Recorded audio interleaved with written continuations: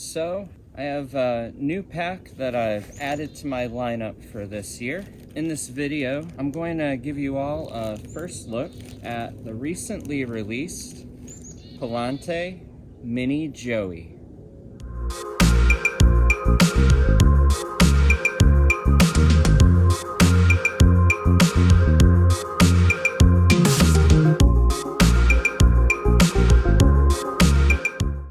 Hey everyone, Knowledge here with Reach Your Summit.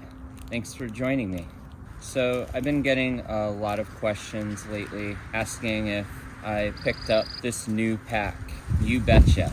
In fact, along with purchasing the pack, at the same time, also picked up the Palante Packs sun hat and the Palante Packs Alpha mock neck sweater.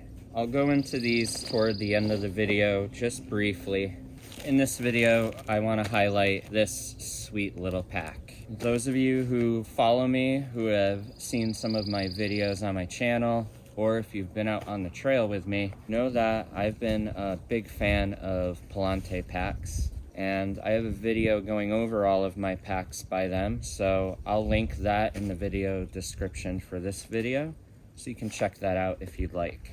And out of all of their packs, one of my favorites has been the Joey. The Joey is a running vest style pack with an internal capacity of 24 liters. And I really love the comfort of that pack, the quick, easy access to everything. Carries very comfortably for me. And I've used it on through hikes, backpacking trips, for travel, and for shorter day hikes. So when I saw that this pack was about to be released, I just couldn't help but purchase one.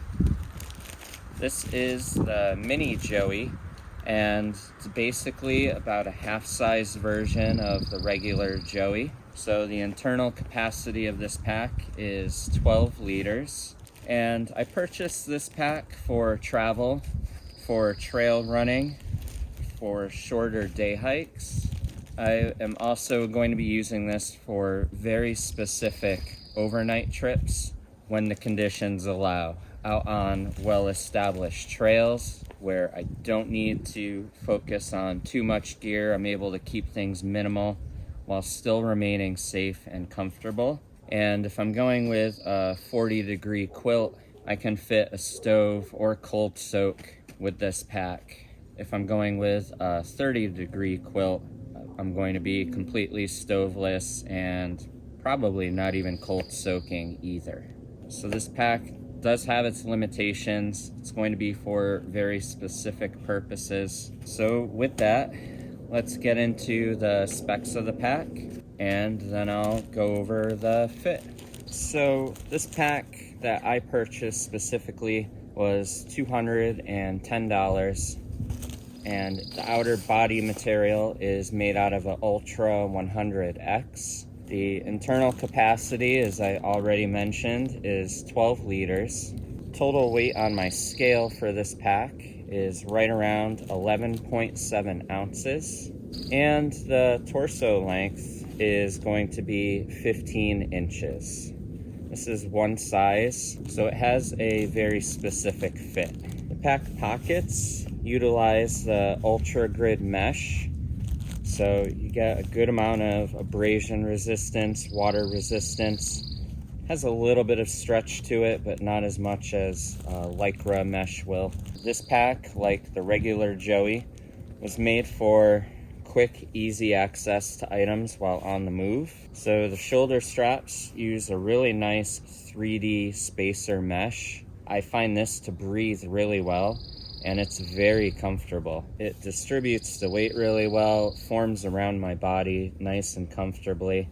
And then there are 4 pockets on the shoulder straps. These are made out of the Ultra Grid mesh, and the top pockets are going to be about the same size as the bottom pockets on the regular size Joey packs. So I'll fit small items in there that I want to access frequently. My sunglasses, my phone, sunblock, lip balm, things of that nature. And then the bottom pockets are really generously sized. They're oversized. So in there, I like to keep my water filter and a small collapsible soft water bottle that's 1 liter in size. And then in the other pocket, I'll keep another soft 1 liter water bottle. But you can also fit a larger 1 liter bottle in there. Because of the wide size of this pocket, I don't know how secure or stable thinner, longer 1 liter bottle would be, like a Smart Water bottle or a Life Water bottle. It might not carry as well inside of this pocket, but because of the shape and the type of bottle that I'm using with my 1 liter soft platypus bottle, I find it to be nice and secure and snug inside of the pocket, so it carries really well. There's also a piece of utility webbing on one of the shoulder straps, so you can clip a compass or a Garmin InReach Mini or some type of satellite communication device to it, or you can feed your hydration reservoir hose down through there. This is compatible with that, and I'll show you that in just a few minutes. Then there's 2 millimeter cordage along the whole outside of the shoulder strap on both sides, and this is pretty solid. And then there's some adjustable shock cord that is not sewn into the shoulder straps, so you can place them anywhere you'd like with any of the loops that are along the shoulder strap, so you get a really nice fine-tune adjustment depending on the type of fit that you'd like. And on the front of the pack, you have more ultra grid mesh for the outer pocket, and this I'll use to shove my rain jacket, some smaller items, toiletries. I also like to put my trekking pole in there. It has a good amount of space to it and a little bit of stretch to it, similar to the other Palante packs that use the ultra grid mesh. Then there's a little ice axe or tool loop down at the bottom, so you can feed your trekking poles through there, or an ice axe if you're doing a very short ridgeline scramble, and then when not in use, that just tucks away. And at the very top of the front pocket, there's a tiny little loop here, so you can attach some shock cord to that if you wanted to use that in conjunction with the tool loop. You can also use this to attach your car keys if you're just out for a short day hike.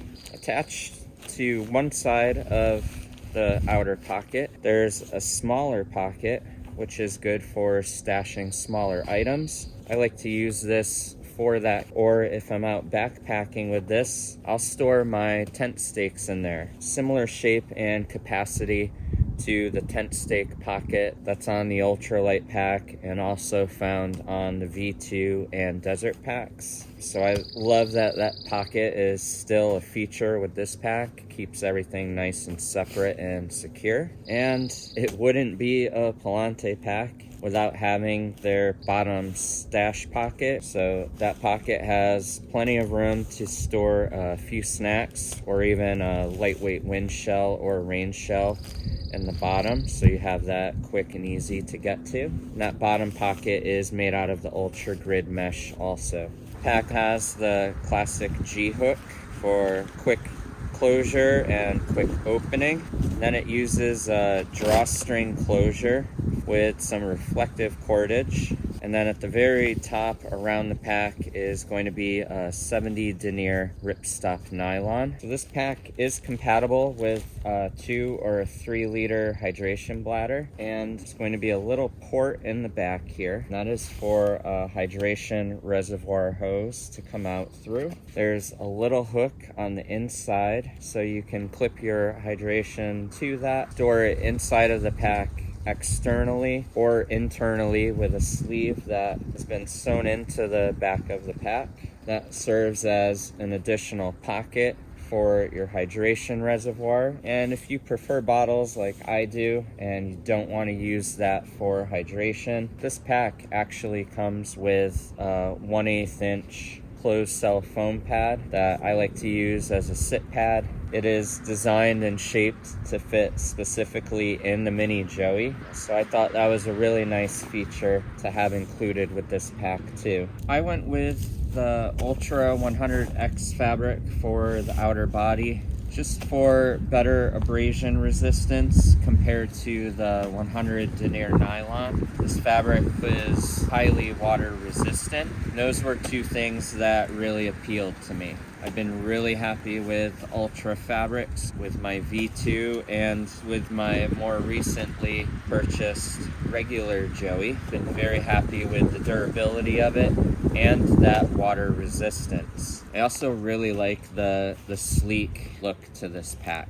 So for frame of reference, I am about 5'10", and my torso is right in between 18 and 19 inches. It's a little bit closer to the 19-inch mark. As I mentioned, this pack is 15 inches for the torso length, and that is the only size that is offered. So it does sit up a little bit higher on my back, but I don't find that to be too much of an issue. I find it to still carry very comfortably with this pack, and having such a small capacity, I'm not going to be carrying a lot of items in it. I'm not going to be carrying heavy weight with it, so I find it to be very comfortable. The max weight that I've had in this so far has been right around 10 to 11 pounds, and I've found it to be very stable. The pack felt like an extension of my body. It wasn't pulling in any one direction, and having the big pockets in the front with where I'm carrying my water for this pack helps transfer the weight and distribute it differently than most of my other packs. I'm really excited to have this pack in addition to my other Palante packs. This is going to come in handy for those specific uses that I mentioned at the beginning of this video. And as promised, let me just go over the other Palante items really quick. And I'll start with the Alpha Mock Neck. So this is Alpha 90 that I went with. There's also an Alpha 120 and Alpha 60, but because I have some Alpha 60 fleeces that I've been really happy with already, didn't feel the need to get another one, but I was really interested in how the Palante fleeces differed to the other ones that I've been wearing quite a bit. So that led me to the Alpha 90. This has a nice, snug, but still stretchy elastic neck to it. And same thing with the wrist cuffs. The wrist cuffs and the elastic used in the neck reminds me of the elastic that is used in the Mountain Hardwear Ghost Whisperer jackets. So this is the Alpha 90. There's a little bit of a crop to it. That's just in the design overall. I went with large, and I find it to be very comfortable. This Alpha 90 on my scale, it weighs around 4.3 ounces, and the total cost was $90. I've actually wore this on a backpacking trip recently where I combined it with an Alpha 60 Senshi Designs Ren, and that I used as part of my sleep system around camp. I didn't bring a puffy jacket for that trip, and this with the Alpha 60 over it kept me very comfortable in temperatures that were around the mid-40s at night. Really been enjoying this fleece so far. Very warm, very comfortable. And if I need to, I can just throw my shell over it. So this is the Patagonia Houdini. That combination will keep me pretty warm. Alpha 90 is about the heaviest that I would go because I run really warm, I sweat a lot. So I find Alpha 60 to work better for me in a wide variety of temperatures. But the Alpha 90 is nice for winter time for me. And then the sun hat.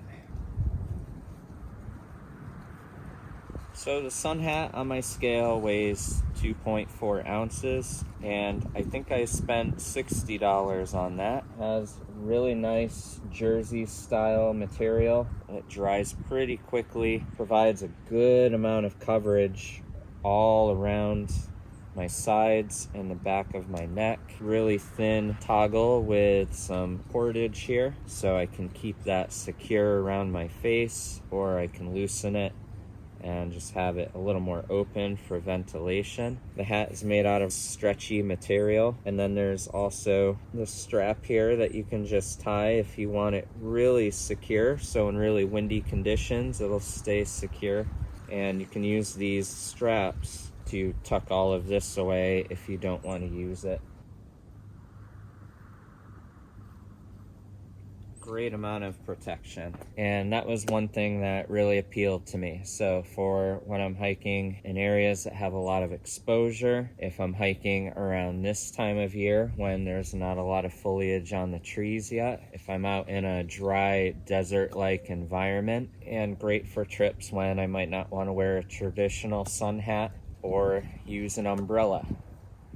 So there you have it, the Palante Mini Joey, and also a very brief look at the Alpha 90 mock neck sweater and the sun hat. I hope you found this video helpful, and if any of you have picked up this pack, I'd love to hear what your first impressions are. Leave them in a comment below, or if you have any additional questions about this pack or anything else in my other videos, feel free to leave those in a comment as well. If you like this video, give me a thumbs up, and if you haven't subscribed to this channel yet, consider doing so. Always adding new content to it. I have a lot of exciting content coming up. I want to thank you all for watching. Thank you for subscribing. I greatly appreciate it. And until the next one, see you on the trail.